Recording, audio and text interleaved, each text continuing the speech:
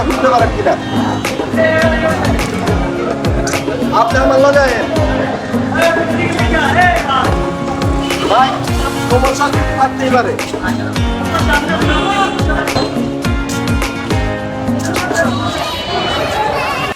Hello everyone, আসসালামু আলাইকুম। সবাই কেমন আছেন? জানি সবাই ভালো আছেন। আজকে আমরা ভালো না, কেন আজকে গেছিলাম এক জায়গাতে, এক বড় ভাই ইনভাইট করছিল। রাস্তার মেরে সাইডে যে পরিমাণ দুর্ঘটনা অবস্থা, আমরা কিভাবে ভালো থাকবো। আজকে ব্রাহ্মণবাড়িয়া সদর রেল স্টেশনে একটা জায়জামেলা হয়েছে, মানে হয়ে গেছিল।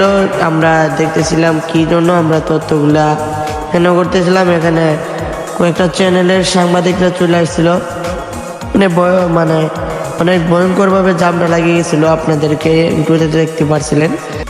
কীভাবে আপনাদেরকে বলবো, যেহেতু সুন্দরভাবে মানে যানজটগুলো লাগছে, যা বাসার বাইরে আমি বলতে পারুম না। মানে জাম লাগার মূল্যের কাহিনী ওটাও হয়েছিল আপনার যে ব্রাহ্মণবাড়িয়া তিতাস, এটা একটা ভুলবশতভাবে এটা লাইনটা ক্রস করতে গিয়ে এটার যে মেনলি মানে আপনার ঝামঝটটা তৈরি হওয়া। আর দ্বিতীয় হয়েছে পারাবত, আপনার পারাবতে আসার টাইম এখন এখানে পারাবতে যে ট্রেনে আসতেছিল ওইটা এক্সট্রা 4টা বগি আনতেছিল ঢাকার থেকে। হ্যাঁ, এ কারণে মূল্যে ঝামেলা হইতেছিল, এটার কারণে মানে সমস্যা ফেস করতেছিল। এর ভিতরে আপনার রেল স্টেশনের ডিসি ছিল, বাংলাদেশ রেলওয়ে ডিসি ছিল, এরপর ছিল রেপ সেনাবাহিনী ছিল। ওই আপনার যে ট্রেন বর্তমান আন্দোলন ট্রেন আইতেছিল, ওই ট্রেনে থাকার কারণে লাইনগুলো ক্রস করতে গিয়ে লাইন ভুলবশত উল্টা লাইন হওয়ার কারণে সমস্যার সম্মুখীন হইতে হয়েছিল সাধারণ যাত্রীগুলা ভোগান্তিতে। যেমন আমরা আজকে ভোগান্তিতে হয়েছি।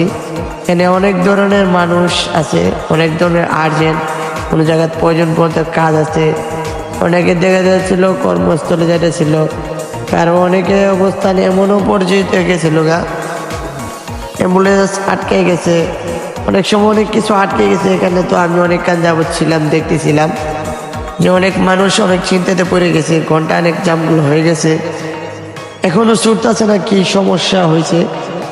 আর রিক্সা অটোগুলো মারতব রং সাইডেতে গাড়িগুলা বেশি চলে।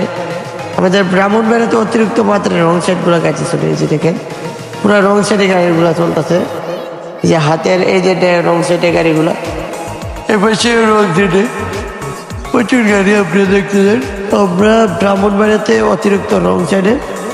আর বড় ভাই কিন্তু বহুত চেষ্টা করতেছিল ছাড়ার জন্য, উনি খুবই মিনত করতেছিল। উনি রেল গেটের এখানে যে ওটা যে কথা বলতেছিল, উনি হচ্ছে সাংবাদিক। উনি রেল স্টেশনে রেলওয়ে মাস্টারের সাথে কথা বলতেছিল। উনি ছিল সময়, আমি জানি না কোন চ্যানেলের, ওই যে চ্যানেলেরই, আমার সাথে খুবই পরিচিত, ওনার নাম হানাস ভাই। আর উনি আইছিল, আমরা ওনার সাথে কথা বললাম, যেটা বুঝতেছিলাম আরও 2 ঘন্টায় জাম ছুটবে না। আমি আপনাদেরকে জামটা দেখানোর চেষ্টা করি, কত ভয়ঙ্করভাবে জামটা লেগে গেছিল। যে ব্রাহ্মণবাড়িয়ার আপনার রেল স্টেশন থেকে জেলা পরিষদ মার্কেটের থেকে একবারে আপনি মনে করেন যে ফকিরাপুল পর্যন্ত গেছে, এদিকে গেছে আপনার ডিসি বাংলা মোড় পর্যন্ত গেছে।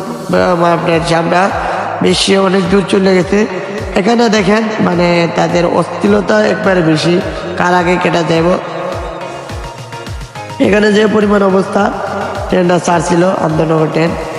হ্যাঁ, এখানে আপনারা দেখতেছিলেন যে কারো কথা তোয়াক্কা করতেছে না। একটা অ্যাক্সিডেন্ট হলে তাদের উপরে দায়ভার পড়ে, কেন তাদের উপরে তারা যে এগুলো কাজ করে।